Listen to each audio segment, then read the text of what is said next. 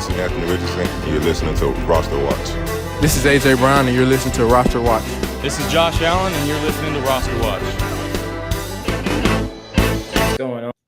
Yes, welcome back to the Underdog Show here on RosterWatch on the YouTube channel. I just got done doing the radio show, so I was about to say right here on SiriusXM Fantasy Sports Radio. But here we are on the Underdog Show. Can you hear me? It's Alex Dunlap and it's the Trashman. Yes, I can hear you. Can you hear me? Can you hear me? No? All right. So Trashman can't hear me. There's people piling into this thing. Trashman, why don't you get your audio fixed? I'm gonna tell these people about some of my picks on Underdog for this week. Just check your settings, check your mic. You're fine. You're fine. We were talking pre-show. All right. So thanks to everybody for being here. We have the promo codes up here. We have the sign up links. We have all the rest of I can get it.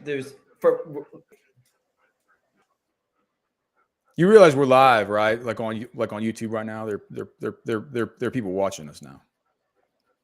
Trash. No, I'm just getting for whatever reason I'm getting latency.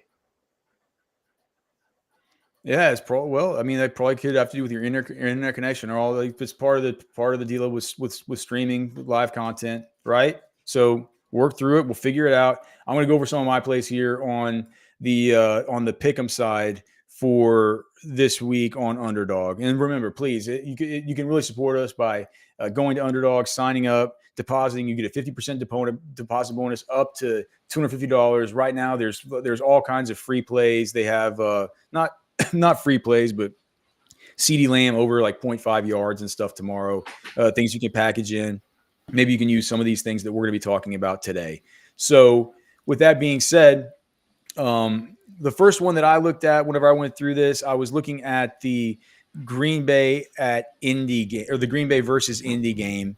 And in this one, they have Malik Willis sitting at 165.5 passing yards. And we've been talking all week about how we're super worried about our Green Bay guys in this game, about what Malik Willis might do here in this one and how he might not be able to, Malik Willis is not any good. And I said 165.5 as far as his passing yards, to me, just doesn't seem, you can look at, I know it's bad to look at game logs, but you look at like the game logs and stuff like that. I think the most he's ever thrown for in a game, and a game he started was like 99. So Malik Willis, I like the lower than 165.5, where he's currently sitting right now.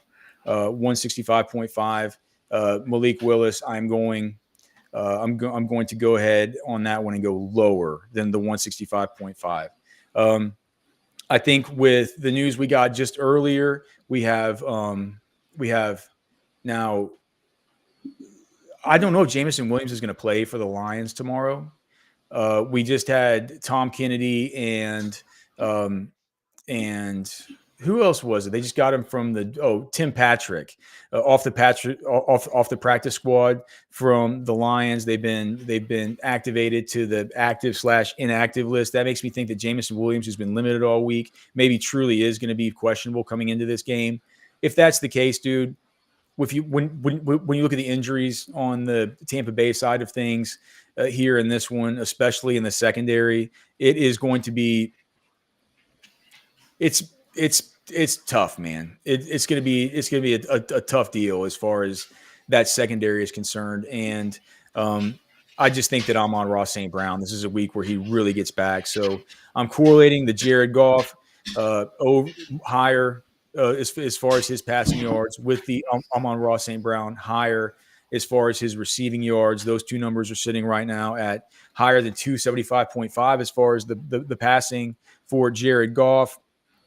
This is a game at home. No Kalijah Cansey even on the defensive line. It feels like the defenses have to do all kinds of things differently if they're going to want to try and stop this in a 51.5 over under. So I have Jared Goff higher than 275.5 passing. I have Amon-Ra St. Brown higher than 83.5 receiving yards. I think this is the week that he really gets back. I'd be interested to hear. Are you kind of back online here, Trashman? Are you kind of back on track here? Can you hear me? Yeah. Yeah, I can hear you. All right. So you're done freaking out?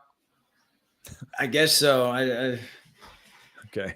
As soon as you clicked it on, it just like there was major latency. I'm hardwired too, so I'm not sure what's going on.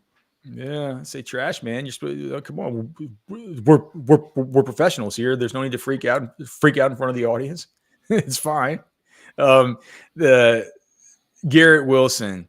So his high or lower is set at 69.5 receiving yards. And when I saw that, I was just like, wait, look, I know, I know that there's a new L'Jarius Sneed issue that we have here with Tennessee, but dude, I just, whenever I was watching Garrett Wilson last week and, getting those 11 targets and like a 38% target share and all this stuff, I just said, dude, he is going to absolutely smash this year with Aaron Rodgers. He's like, Aaron Rodgers just looks for him. He's the first read all the time. 69.5 is just far too low for him. I know that I was, when I was looking at the projection that we had for him this week, we have it sitting at closer to like 70, 79, right? So, and to me, that even feels a little bit low.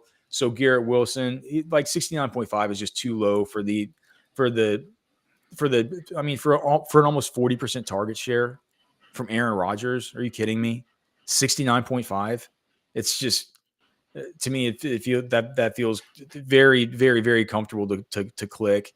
Trashman, we talked about Zay Flowers on the show earlier, just the massive amount of targets last week, but there's just the terrible ADOT, the terrible yards per route run, all the rest of it. I feel like all that stuff kind of comes back to earth this week. I don't think we're going to see as much Isaiah Likely this week. The Raiders are a great matchup for opposing wide receivers on the RosterWatch matchup tool, and Zay Flowers is sitting here with a 47.5.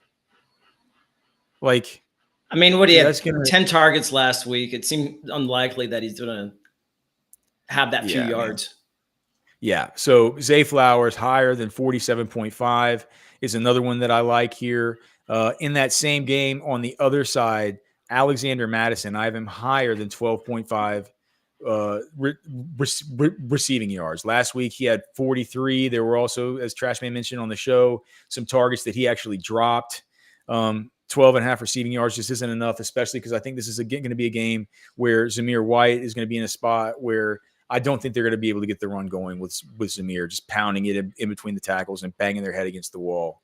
I think they're going to go to Madison. They're going to try and do things to change it up. It appears that he's the guy that they're using in these types of situations. And so with that being said, whenever things don't work with Zamir White, I think that 12 and a half for Alexander Madison, as far as his receiving, is not too much to ask for at all, especially if this team is trailing in a catch-up mode, as I expect they are as 8-point underdogs this week, having to travel to Baltimore. And on the same side there, I have Zamir White, where I have his longest rush less than 11.5 yards. I just, from what I saw out of Zamir White last week, I don't think they're going to get things going with him. Not in this matchup. I think eventually they might, but I'm sort of correlating those two plays, right? I'm saying, like, I don't think Zamir White's going to get anything going. I don't think that he has much explosive dynamism that's going to help him in this football game. I think they're going to kind of get him off the football field, and we're going to see more of Madison as they sort of try and change things up. So that's going to be the other play that correlates with the Alexander Madison play, is less than 11.5 for Zamir White's longest rush. And then finally, the one that just felt like the gimme to me, this will be my 8th one and my final one here, Trashman. It'll be Cooper Kupp, higher than 11.5 targets. And I think that comes without explanation. I mean, it's just he's gonna get 13, 14 targets in this game. And even if he gets just that'll only be 2/3 of what he got last week. And that was a game where, that was a game where he wasn't all by himself for the whole game. You know what I mean? This is like all by himself in the best matchup for the whole game. Cooper Kupp over 11.5 targets, or higher than 11.5 targets. Again, use the promo code ROSTER at Underdog Fantasy for 50% sign-up bonus up to $250. You can use the QR code we have set up there, or just go to Underdog Fantasy. Just make sure you use that promo code ROSTER. It helps us out and lets them know that we sent you. All right, Trash Man, what do you got? I got Debo Samuel for over 82.5 rushing reception yards. It just seems like with no Christian McCaffrey, and just the amount of touches that Debo had last week, what I think it was 16 overall. That might have been including targets, and it is instead of receptions, but those are opportunities. And I just think that Debo Samuel is going to feast this week. I think there's too much opportunity we have between him rushing and receiving. I think he's going to go higher than 82.5. Also, I had higher than 17 rushing attempts for Jordan Mason. Oh, that's good. I like that. That's a good one, Trashman. Finally, something real good out of you. I love it. You didn't like the Debo? You don't think he's going to do more than 82.5? I just don't like. I like Debo is going to be the chalk at DFS and stuff this week, and I like Debo. It's just like, what do you? I think it's fine. It feels like everyone's on Debo this week. I think he's gonna have just a monster game. It's like I think it's fine. He's on the DFS cheat sheets and stuff. I think it's fine. I think that 17 though is good. It's good. He got all the opportunity last week, man. Yeah. So in addition to that, for Mason, in the Tampa Bay Detroit game, I have over on 1.5 passing touchdowns for Baker Mayfield. I think because maybe they will have some difficulty running the ball, I think they're going to go more through the air, and I think he's going to throw at least 2 touchdowns in that game. All right, fair enough. It looks like we got some people saying that they need their sit-start questions asked and all the rest of this stuff. Minion Hunter saying the Trashman had a tiny bit of latency on Sirius XM show too. Just FYI, Trashman just needs to get it figured out. Kipsy, it's not roster watch without something going wild. You know what Byron's law is, the ultimate law of roster watch. If it isn't roster watch if somebody's not on tilt is Byron's Byron's saying for our company here. This guy saying sit start brother, we need you. Okay, so he's asking Stephon Diggs or Tank full PPR. I'll just tell you where we have it, where our model has it, and you can make a choice from there. If you guys are pro members at rosterwatch.com, we'll have the pro member thread tomorrow where we'll be answering up to lineup lock up until 1 Eastern, noon Central time. He's saying Diggs or Tank Dell? Yeah, we have them back-to-back, actually. I mean, it's probably Diggs, but the model has Diggs at 24. It has Tank Dell at 26. I have Tank above Diggs personally. Cody has Tank 1 spot above Diggs. You have Diggs 6 spots above Tank. As a consensus, we have them ranked at number 23.25 and number 24, with Diggs 1 spot ahead of Tank Dell. I mean, Tank's my boy. Just based off of what I saw in practice and what we saw in game, I think Diggs is a higher priority than the Tank at this point. This dude he's just called loading. It says leave Trashman alone. It's not my job to leave him alone. All right. Would you trade away Kupp for Devontae Smith and Ramondre in PPR? At this point, I'd certainly have to consider it, especially if AJ Brown doesn't go this week. Devontae could have a really big one. If this is week 5, I'd say for sure. You got a couple weeks of Kupp. Man, I might hold tight on Kupp. I honestly think if we were redrafting right now in redraft, I think Kupp would be around 1 pick. Yeah, for sure. So I might just hang on to Kupp and see about stacking some wins right now where I can. Loading saying that Zamir White went crazy last 5 games last season. You're smoking. Well, we'll see, man. We'll see. Hey, if you like him that much, go use our promo code at Underdog Fantasy and go take his higher on 7.65 fantasy points. Okay, because that's where he's sitting right now. If you have that much conviction about Zamir White going into Baltimore and banging his head between the tackles there. Kip C's asking, can we get a Malik Neighbors squeaky wheel game? Dude, what is Malik Neighbors at? That would be one that I should have picked. If he's sitting like 58.5 or something, do you know what he is? Can you look, just search his name on Underdog? That should be one that we're on. I can get back here to it. I just don't want to. Do you have the pick'em lobby up? I just had my picks written down. Neighbors here, 66.5. It's still probably good to go high. Maybe I would go on the receptions. Higher than 5.5 receptions, I would think. That's the one I would go with. He's gonna get peppered this week, man. It's the best matchup there is. Yes, so that's another one that I'll add. Malik Neighbors, if you want to take the yards, that's fine. 66.5. I think I like the 5.5. He's going to come out of this game with 6 catches.